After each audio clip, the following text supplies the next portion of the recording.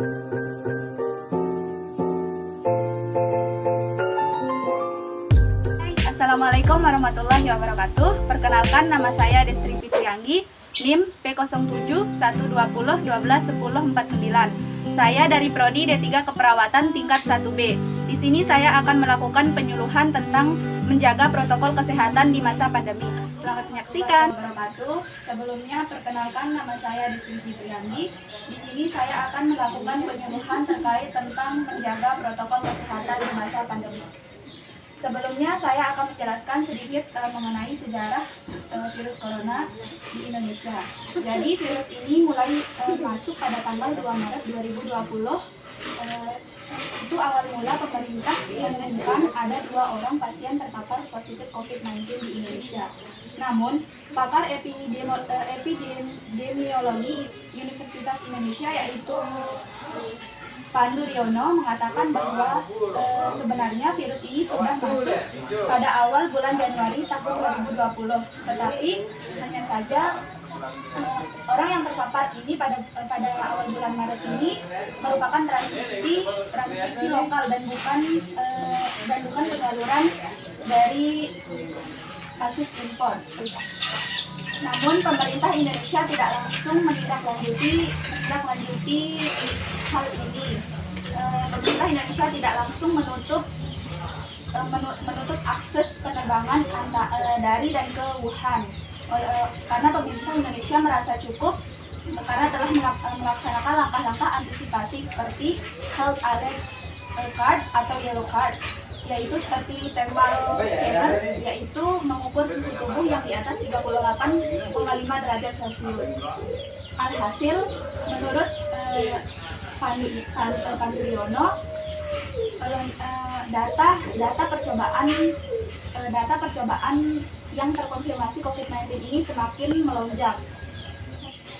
Nah, itu tadi sedikit dari sejarah masuknya virus corona di Indonesia.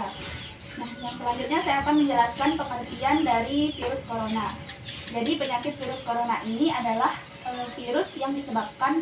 penyakit yang disebabkan oleh virus SARS-CoV-2.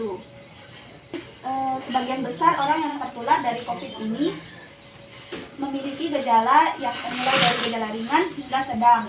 Jadi respon masing-masing setiap orang dalam ketika terinfeksi virus corona ini berbeda-beda. Ada yang saat terinfeksi virus corona langsung sembuh tanpa penanganan khusus, dan ada juga orang yang mengalami sakit parah dan membutuhkan bantuan medis. Yang selanjutnya yaitu saya akan menjelaskan gejala-gejala yang dialami ketika terpapar virus corona. Saya memiliki 2 gejala. Yang pertama ada gejala yang umum dan ada gejala yang sedikit tidak umum. Jadi yang termasuk gejala yang umum ini adalah seperti demam, batuk, kehilangan bau atau rasa, dan kelelahan. Gejala yang tidak umum adalah gejala yang sedikit tidak umum adalah seperti sakit tenggorokan, sakit kepala, nyeri, ruam pada kulit, mata iritasi atau mata memerah. Mungkin di sini ada yang pernah kehilangan bau ya, tetangga kita mungkin. Dan seperti yang saya katakan tadi, kita memiliki respon yang berbeda-beda pada tubuh kita. Saat kita kehilangan bau, mungkin kita bisa sembuh tanpa mendapat penanganan yang lebih khusus gitu. Kita memiliki respon yang berbeda-beda seperti yang saya katakan tadi. Yang selanjutnya yaitu setelah kita mempelajari gejala COVID-19 ini, kita perlu mengetahui bagaimana sih cara penyebaran dari COVID-19 ini. Jadi cara penyebaran COVID-19 ini juga ada 2. Yang pertama itu kita bisa terinfeksi langsung dari orangnya, dan yang kedua itu melalui udara. Maksudnya di sini adalah ketika seseorang terinfeksi virus corona dan ketika orang tersebut batuk atau berbicara, kita harus menghindarinya, karena dari situlah virus corona itu bisa menyebar dari satu orang ke orang lain. Yang kedua yaitu cara penyebaran yang dilakukan dari udara. Maksudnya di sini adalah ketika sekarang saya negatif virus corona misalnya. Terus di samping saya ini positif virus corona. Misalnya sekarang orang yang positif ini sedang batuk atau bersin, dan ketika sedang memegang tembok atau benda, dan pada saat itu pula kita yang negatif virus corona ini ikut memegang benda yang telah dipegang oleh orang yang positif corona ini, maka secara otomatis ketika kita memegang mata atau hidung atau wajah, maka secara otomatis kita juga akan terkena virus corona. Jadi itu cara penyebaran virus corona ini. Yang selanjutnya yaitu setelah kita membahas gejala, pengertian gejala, dan cara penyebarannya, kita akan belajar tentang menjaga protokol kesehatan di masa pandemi yang bisa dilakukan untuk meminimalisir terjadinya penyebaran virus corona. Jadi di sini saya memiliki 5M protokol kesehatan. Yang pertama yaitu mencuci tangan. Dilansir dari Center for Disease Control and Prevention atau CDC mengatakan bahwa perlu untuk kita mencuci tangan menggunakan sabun dan air selama 20 detik ketika hendak memasak atau makan, ketika setelah keluar dari kamar mandi, dan ketika setelah kita menutup hidung setelah bersin atau batuk. Jadi sangat disarankan di masa pandemi ini untuk kita selalu mencuci tangan menggunakan sabun dan air. Dan juga bisa menggunakan pembersih tangan yang mengandung setidaknya 60% kadar alkohol.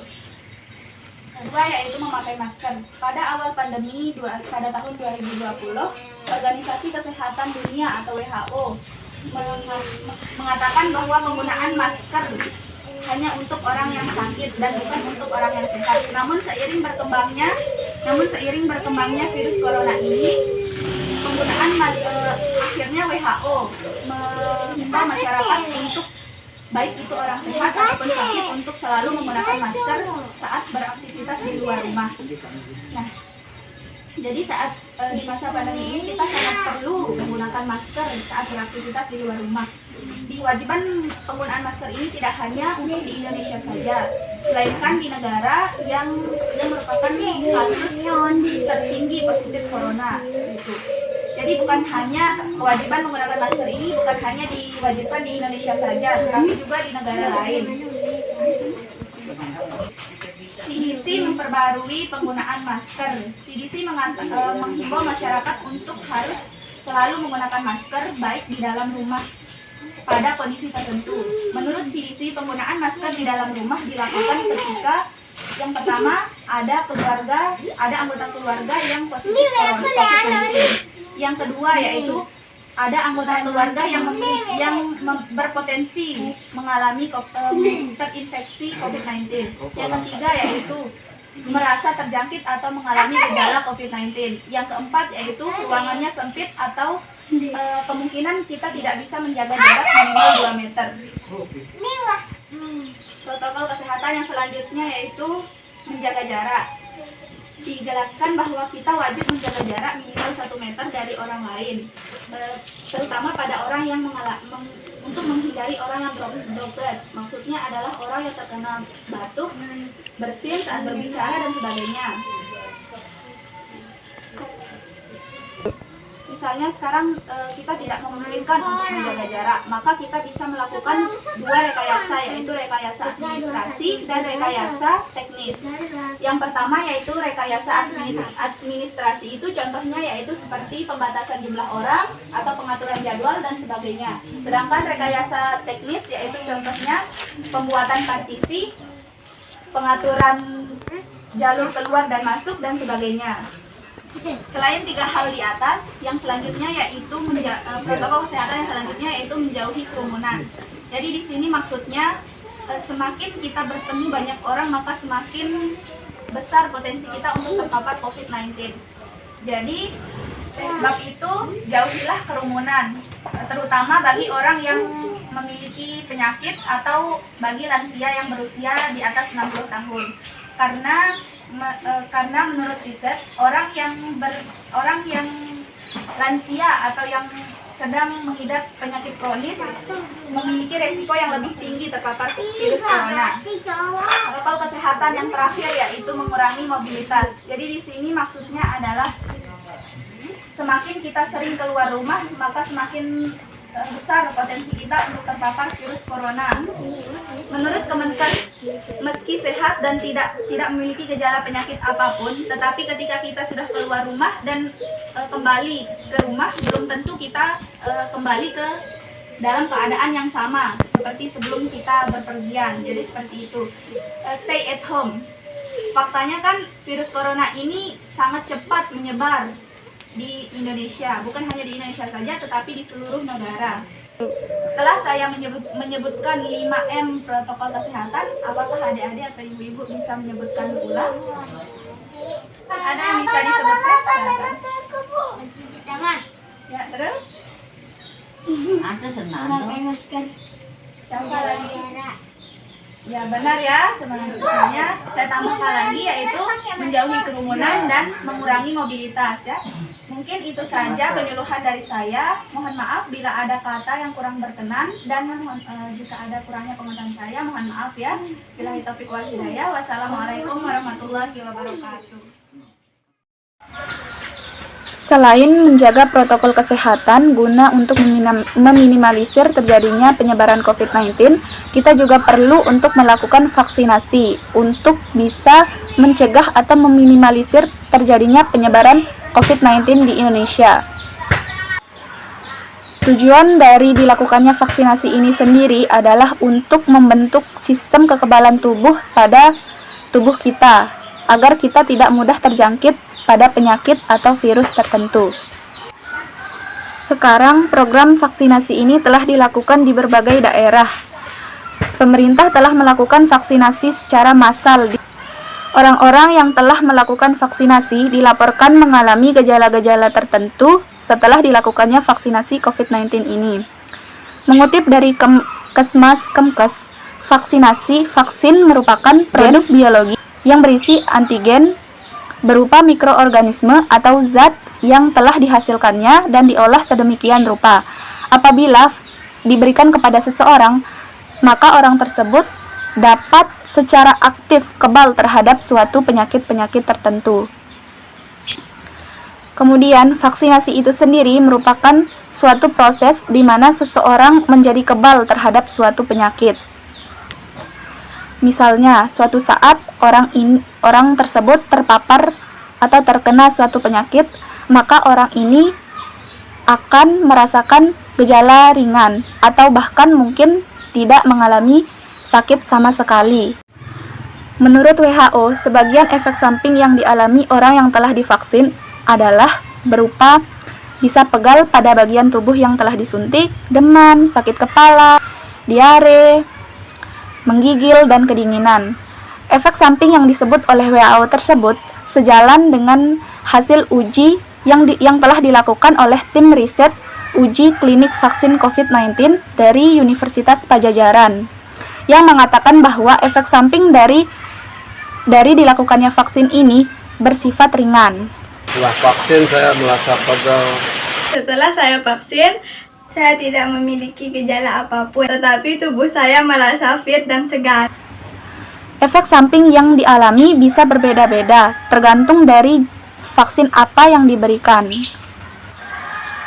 Efek-efek samping di atas dapat bertahan atau bahkan baru dapat muncul setelah 24 jam ke depan. Namun, jika terdapat efek-efek samping yang tidak biasa, misalnya seperti sesak nafas, kehilangan kemampuan dalam berbicara, linglung, dan sebagainya yang tidak biasa dialami oleh para penerima vaksin, ada baiknya Anda melaporkan hal tersebut kepada para petugas medis agar bisa dipantau. Pada kondisi-kondisi tertentu, Anda mungkin mendapati penerima vaksin yang dinyatakan positif COVID-19. Gejala ini bukan merupakan efek samping dari proses vaksinasi. Menurut penjelasan dari Kemenkes, antibodi tidak langsung terbentuk dalam tubuh setelah diberikan vaksin, melainkan antibodi dari vaksin membutuhkan beberapa waktu untuk membuat tubuh kebal dari virus. Sayangnya, banyak sekali masyarakat yang mengalami kesalahpahaman tentang hal ini. Mereka beranggapan bahwa setelah mereka divaksin, mereka bisa pergi dan berkerumun. Namun, pada kenyataannya, Profesor Hindra yang selaku Ketua Komnas mengatakan bahwa kekebalan tubuh akan terbentuk sekitar 28 hari setelah diberikannya proses penyuntikan vaksinasi yang kedua. Karena proses meningkatnya kekebalan tubuh setelah dilakukannya vaksinasi pertama kemungkinannya sangatlah kecil. Jauh lebih efektif sekitar sebulan setelah dilakukannya proses vaksinasi yang kedua.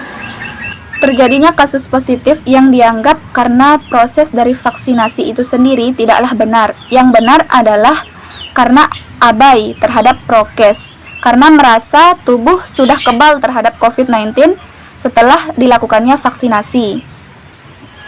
Sekali lagi saya tegaskan, vaksin telah dinyatakan aman dan telah teruji melalui proses standar dan keamanan oleh WHO.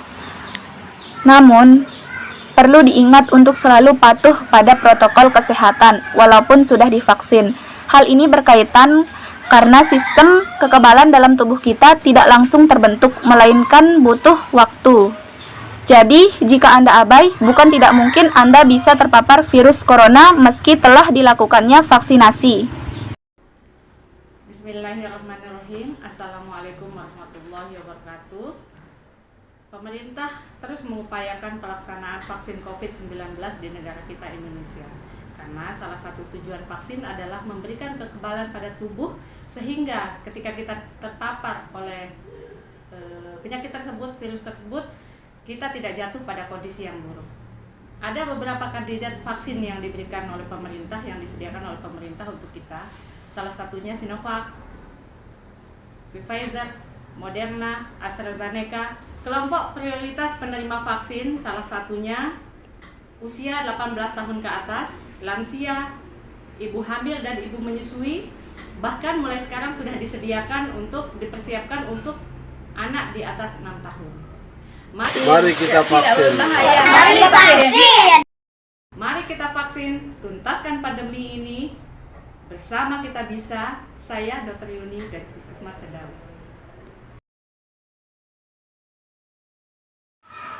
Mungkin itu saja yang dapat saya sampaikan terkait tentang vaksinasi.